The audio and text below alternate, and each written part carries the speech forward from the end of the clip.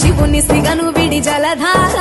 మేడిగట్ట ఒడి కట్టుకోని గుడి కొలువు తీరనట మనసారా ఏండ్ల గోసలిడి ఎత్తుకెగసిపడి చంద్రశేఖరుని కలదీరా సొరంగాల వడి కాలువలుగా విడి గంగ పరు